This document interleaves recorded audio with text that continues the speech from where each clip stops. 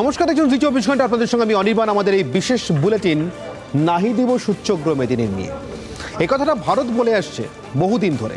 গালওয়ানের আগে পরে সেনা পর্যায়ের বিভিন্ন স্তরের বৈঠকে এবং কূটনৈতিক বৈঠকগুলিতে ভারত বারবার একথা উচ্চারণ করেছে। কিন্তু যারা একরকম অনুরোধ উপরোধ করেই এসসিও সামিটের মাঝখানে ভারতের সঙ্গে প্রতিরক্ষামন্ত্রী পর্যায়ের বৈঠক চাইল, সেই চীন 2 ঘন্টা 20 মিনিটের বৈঠকের পর সেই একই কথা বলল। স্বাভাবিকভাবেই প্রশ্ন উঠছে, তাহলে কি প্রতিরক্ষামন্ত্রী পর্যায়ের এই বৈঠক নিষ্ফলা?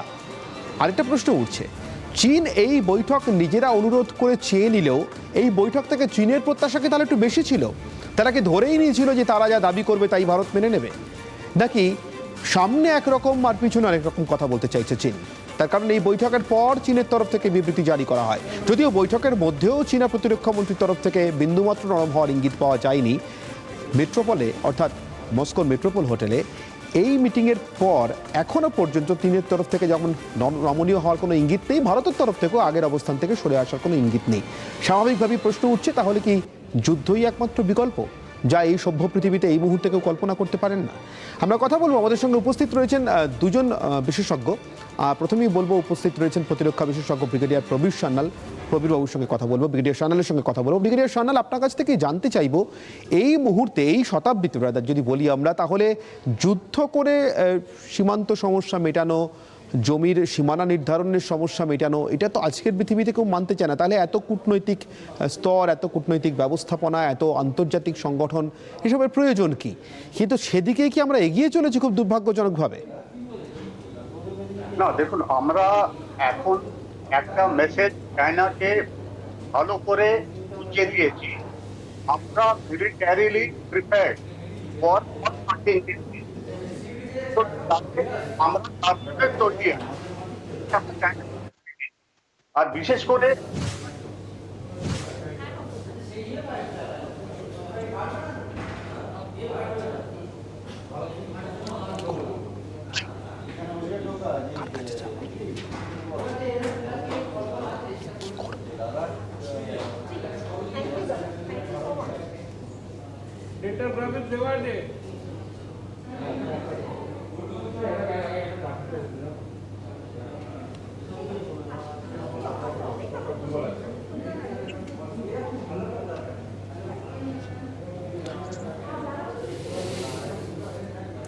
ব্রিগেডিয়ার প্রবীর সান্যালের সঙ্গে যোগাযোগে সম্ভবত আমাদের কোনো সমস্যা হচ্ছে, আবারও যোগাযোগ করার চেষ্টা করব।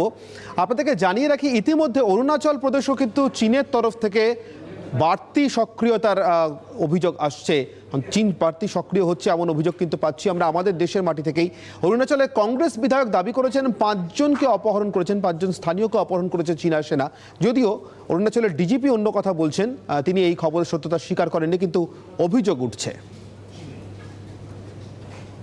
जो रूस के रक्षा मंत्री से उनका भेंटवार्ता हो रहा है, तो इसी समय में ऐसा हमारे बच्चों को अगवा करना, पिछले ये दूसरा घटना हो चुका है। तो इनका चीन का जो व्यवहार है पीएलए का, ये बहुत एक गलत मैसेज जा रही है हमारे अरुणाचल प्रदेश के लोगों को। तो इस बार हमने देखा है कि उनका जो घुसपैठी जो हुआ है वो चंगलाह में भी हुआ, किप्तो साइड में हुआ है, हमारा इवन दिबांग वैली में हो रहा है। और इनफैक्ट अभी दिबांग वैली में उन्होंने अपना, क्योंकि दिबांग वैली का जो लास्ट जो हमारा आउटपोस्ट है वो डिम्बे, तो वहाँ डिम्बेन से करीब 100 किलोमीटर होता है, वहाँ तक भी उन्होंने अपना रोड्स बनाने का वो पूरा योजना कर लिया है और बना रहे हैं। অত্যন্ত গুরুতর অভিযোগ কংগ্রেস বিধায়কের দিক থেকে। শুধুমাত্র 5 জনকে অপহরণ নয়, ভারতীয় সীমানার ভিতরে ঢুকে এসছে অরুণাচল প্রদেশের চীন, এমনই অভিযোগ করছেন তিনি। যদিও সরকারি স্তরে এই অভিযোগের এখনো পর্যন্ত কোনো সত্যতা স্বীকার করা হয়নি। আমি এ প্রসঙ্গে আসবো। এই মুহূর্তে আন্তর্জাতিক সম্পর্ক বিশেষজ্ঞ ঈশানী নস্কর আমাদের সঙ্গে রয়েছেন। চলে যাব ঈশানীর কাছে। ঈশানী, যেটা জানতে চাইবো আপনার কাছ থেকে, যে গতকাল যে বৈঠক আমরা দেখলাম মস্কোতে এসসিও সামিটের ফাঁকে, সেই বৈঠক চীনের প্রতিরক্ষা মন্ত্রক বা চীনের তরফ থেকেই বারবার অনুরোধের ভিত্তিতে করা হয়। না হলে এই যাত্রায় অন্তত দ্বিপাক্ষিক বৈঠকের কোনো প্ল্যান ভারতের দিক থেকে ছিল না চীন এবং পাকিস্তানের সঙ্গে। সেই বৈঠক 2 ঘন্টা 20 মিনিট চলার পর চীন থেকে যে ভাষায় কথা বলা হলো, তাতে কি এক্স্যাক্টলি চীন কি চাইছে সেটা বোঝা যাচ্ছে? যারা কূটনৈতিক স্তরে সমাধান চাইবে, তারা বৈঠকের পর এই ভাষায় কথা বলতে পারে? চীনের যে মানে যে ভাবমূর্তি, এটা একটু মাথায় রাখতে হবে। যে চীন কূটনৈতিক ভাবে, হ্যালো শোনা যাচ্ছে? হ্যাঁ, শুনতে পাচ্ছি, প্লিজ। হ্যাঁ, যে বলছি কূটনৈতিক ভাবে যেভাবে চীনকে আমরা ভাবছি, আমরা যেভাবে কূটনীতিকে দেখি, মানে ভারতীয় গণতান্ত্রিক ব্যবস্থা থেকে কূটনীতি আমরা যেভাবে পরিচিত, আমরা যেভাবে আন্তর্জাতিক সম্পর্ক দেখেছি, কিন্তু চীনের কূটনীতি কিন্তু এক্স্যাক্টলি সেই জিনিসটা বলে নয় বলে আমার অভিমত। তার কারণ হচ্ছে যে চীনের যে সার্বিক চিন্তা ভাবনা, সেই চিন্তা ভাবনা কিন্তু খুব একটা সরল রেখায় চলে না, এবং তার অগন্তি প্রমাণ কিন্তু আমরা পেয়েছি। যেমনি একদিকে এই ধরনের আন্তর্জাতিক মঞ্চে চীন বিভিন্ন রাষ্ট্রের সঙ্গে, ভারতের সঙ্গে, রাশিয়ার সঙ্গে এই ধরনের মঞ্চে আলোচনা করছে, কিন্তু দ্বিপাক্ষিক সমস্যা যে তারা আদপেও কূটনৈতিক সমাধান চাই। এই যে রিসেন্ট যে সংঘাতের আমরা একটা পরিবেশ দেখতে পাচ্ছি সীমান্ত এলাকাতে, এই ভারতের যে অবস্থানটা রয়েছে, আমরা অন্তত যে বিভিন্ন মাধ্যমে জানতে চাচ্ছি, সেটা হচ্ছে আমাদের অবস্থানটা কিন্তু আপেক্ষিকভাবে সুবিধাজনক জায়গায় আছে। এখন চীনকে কোথাও না কোথাও একটা জায়গাতে এটা মাথায় রাখতে হবে যে আন্তর্জাতিক মঞ্চে চীন এককভাবে কিছু করতে পারবে না এবং করা তার সম্পর্কে সম্ভব না, এবং সেই ক্ষেত্রেই সম্ভবত ভারতীয় প্রতিরক্ষা মন্ত্রীর সঙ্গে তাদের আলোচনা করার বিভিন্ন অনুরোধ দেখা যাচ্ছে। কিন্তু তার মানে এই নয় যে আমরা যেভাবে কূটনীতিতে ভাবছি, আমরা যেভাবে আমাদের রক্ষা করার চেষ্টা করছি সেভাবে যে কথাটা বলছেন যে এরপরে আলোচনার পরে এই ধরনের কথা কি বলা যেতে পারে, চীনের দৃষ্টিভঙ্গি থেকে সেটা কিন্তু অসঙ্গত বলে মনে হচ্ছে না বলেই তারা মনে করছে। সেটা অবশ্যই আমাদেরকে মাথায় রাখতে হবে যে আমরা কূটনৈতিক বলয়ে যতই আলোচনা করি না কেন, চীনের থেকে আমাদের একটা সতর্কতা রাখতে হবে, এবং বিশেষ করে সাময়িক ক্ষেত্রে সতর্কতা ভীষণ সতর্কীয়। সেটা আমাদের ধারণা আমাদের সেনাপতি, আমাদের রাষ্ট্রপ্রধান এবং আমাদের প্রতিরক্ষা বিষয়ক দায়িত্বে যারা রয়েছে তারা যথেষ্ট সতর্ক। আমি এখানে আরেকটা বিষয়টি বুঝতে চাইবো, আপনি কি কথা বলছিলেন আমি সে কথা সূত্রেই কথাটা জিজ্ঞাসা করছি। আর শুধুমাত্র আমাদের দিক থেকে তো প্রত্যাশা নয় যে চীন কূটনৈতিকভাবে এমন একটা চেয়ে নেওয়া বৈঠক রাদার তাদের দিক থেকে তারপরে কিভাবে রিয়াক্ট করবে, এই প্রত্যাশাটা আন্তর্জাতিক কনভেনশন মেনে, এইভাবে গোটা পৃথিবী এই মুহূর্তে যেভাবে চলে সেই কনভেনশন মেনে। এখন নিশ্চয়ই পৃথিবীতে কোনো দুটো প্রতিবেশী দেশ যুদ্ধের কথা ভাবে না যাদের মধ্যে যত বড় সম্পর্ক বা বিতর্ক তৈরি হোক। আদারওয়াইজ পাকিস্তানের সঙ্গে অন্তত সন্ত্রাসবাদের প্রশ্নে আমাদের বোধহয় বহুদিন আগে যুদ্ধ হয়ে যাওয়ার কথা। আমি সেই জায়গা থেকে জিজ্ঞাসা করছি ঈশানী আপনার কাছে, আন্তর্জাতিক সমস্ত কনভেনশনকে, সমস্ত আইনকে বুড়ো আঙুল দেখিয়ে চীনের তরফ থেকে একপাক্ষিক কূটনীতি, অর্থাৎ আমি একটা টেবিলে আলোচনায় বসবো এবং আমি যা চাইবো সেটাই পাওয়ার প্রত্যাশা করবো, না পেলে আমি উল্টে চোখ রাঙাবো, এটা কি অনেকটা 30-এর দশকের হিটলারি মেজাজের মতো মনে হচ্ছে? মানে যেখানে জার্মানির দাবিটাই একমাত্র দাবি, বাকিগুলো অসার। হ্যাঁ, আপনি হয়তো এক কথায় সেটা মানে ঠিকই বলছেন যে দেখুন না, শুধু এইটা তো আমার সীমান্তের সমস্যা নয়, চীনের যে আরো বড় সমস্যা আছে যেটা সামুদ্রিক সমস্যা, দক্ষিণ চীন সাগরের কথা যেখানে আমরা বলি, যেখানে ভারতেরও অবস্থান এখন আস্তে আস্তে তৈরি হয়েছে। সেখানে আপনি যদি দেখেন তারা কিন্তু আন্তর্জাতিক আইন, আন্তর্জাতিক কনভেনশন যে কথাগুলি আপনি বলছেন, লজ অফ দ্য সি, বিভিন্ন ধরনের সমান যে কনভেনশন গুলি রয়েছে তার কোনোটাই তারা তোয়াক্কা করে না। ইনফ্যাক্ট তারা আন্তর্জাতিক আইনকেই গুরুত্বের চোখে দেখতে চায় না। এটাই হচ্ছে চীনের মৌলিক অবস্থান, যে তারা তাদের মতন করে যেভাবে ইতিহাসকে ব্যাখ্যা করেছেন, তারা যেভাবে আন্তর্জাতিক সম্পর্কে তারা নিজেকে অনুধাবন করে, সেটাই তারা মনে করেন যে সঠিক, এবং অন্যান্যদের ওপরেও সেটাকে সেই দৃষ্টিভঙ্গি থেকে দেখে।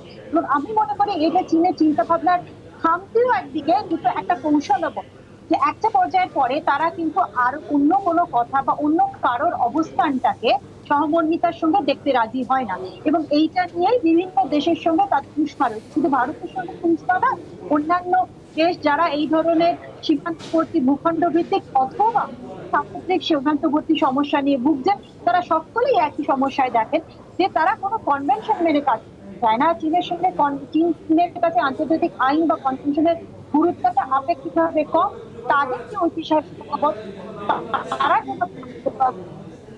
করে, এবং এর সঙ্গে এটা বলে রাখা উচিত সবসময় তারা আলোচনাগুলো চায় যেখানে তারা তাদের কৌশলের মাধ্যমে, তাদের পেশি বল বলের মাধ্যমে আর তাদের দৃষ্টিভঙ্গিটা চাপিয়ে দিতে চায়। এইটা হয়তো ভারতের ক্ষেত্রে চাপিয়ে দেওয়াটা অসুবিধে হচ্ছে, কিন্তু আপেক্ষিক ছোট রাষ্ট্রগুলির ক্ষেত্রে চাপিয়ে দেওয়ার কিন্তু অনেক নিদর্শন আছে। আমি আবারও আপনার কাছে ফিরবো। আমি এই মুহূর্তে চলে যাব নয়াদিল্লিতে, আমাদের প্রতিনিধি জ্যোতির্ময় কর্মকার রয়েছেন। জ্যোতির্ময়, আমি আবারও তোমার কাছে এই একই কথা জিজ্ঞাসা করব, তবে ভারতের প্রতিক্রিয়ার কথা জিজ্ঞাসা করব। এই চেয়ে নেওয়া বৈঠক, যে বৈঠকের কোনো সম্ভাবনা, কোনো প্ল্যান ভারতের তরফ থেকে ছিলই না, এবং চীনের অনুরোধের প্রেক্ষিতে যে বৈঠকে রাজি হয়েছেন রাজনাথ সিং, সেই 2 ঘন্টা 20 মিনিটের বৈঠকের পর চীনের তরফ থেকে এই যে কথাটি উচ্চারণ করা হলো, এইটা উচ্চারণ করবার জন্য কি তারা বৈঠক চেয়েছিলেন? ভারতের রিয়াকশন কি এই কথা শোনার পর? দেখো, এখনো পর্যন্ত officially ministry of external affairs তারা সুনির্দিষ্টভাবে এই ঘটনার প্রেক্ষিতে, অর্থাৎ চীনের প্রতিরক্ষা মন্ত্রীর বৈঠকের পর তাদের যে বিবৃতি, তার প্রেক্ষিতে এখনো পর্যন্ত কোনো বিবৃতি দেয়নি। ডিফেন্স মিনিস্টার তিনি বেশ কয়েকটি টুইট করেছেন, মূলত ডিফেন্স মিনিস্ট্রির তরফে টুইটগুলি করা হয়েছে, এবং যেখানে দাবি করা হয়েছে যে অত্যন্ত কর্ডিয়াল অ্যাটমসফিয়ারে আলোচনা হয়েছে এবং সেখানে ভারত নিজের অবস্থান তুলে ধরেছে। কিন্তু চীনের তরফে এই বিবৃতি আসার পরে রীতিমতো চাঞ্চল্য তৈরি হয়েছে এই মুহূর্তে নয়াদিল্লির কূটনৈতিক মহলে, এবং সেক্ষেত্রে ব্যাখ্যা একটাই, যেটা আন্ডারস্ট্যান্ডিং এর মধ্যে আসছে, তা হলো যে মূলত ভারত চীন দ্বিপাক্ষিক সম্পর্কের ক্ষেত্রে ভারতের ঘাড়ে দোষ চাপানো, যাবতীয় দায় দায়িত্ব ভারতের উপরে ঘাড়ে ঠেলে দেওয়া, সেই লক্ষ্যেই চীন রাশিয়ার মাটিতে বৈঠক চেয়েছিল, যাতে আন্তর্জাতিক মঞ্চে তারা এই বিষয়টিকে স্বীকৃতি দিতে পারে বা আন্তর্জাতিক মহলের নজরে তারা আনতে পারে পুরো বিষয়টাই ভারতের ঘাড়ে দোষ চাপিয়ে দিয়ে। এবং সেই লক্ষ্যেই এটা অত্যন্ত সুকৌশলে একটি কূটনৈতিক চাল বেজিং এর তরফ থেকে নেওয়া হয়েছে। কিন্তু অপর দিক থেকে নয়াদিল্লি তারা স্পষ্টভাবে বলে দিচ্ছে যে যতই চাপ সৃষ্টি করা হোক, ভারতের ভূখণ্ড কতটা, ভারতের সার্বভৌমত্ব যেখানে প্রশ্নের মুখে পড়ছে, সেখানে ভারত কোনোভাবেই মাথা নত করবে না, এবং সেক্ষেত্রে উপযুক্ত জবাব সেটা দেওয়া হবেই, যেভাবে প্রতি মুহূর্তে দেওয়া হচ্ছে। এবং তার পাশাপাশি ভারত এখনো বলছে যে আলোচনার মাধ্যমে সম্পর্কের উন্নতি করতে হবে, সেক্ষেত্রে ভারত বদ্ধপরিকর। ধন্যবাদ জ্যোতির্ময় তোমাকে।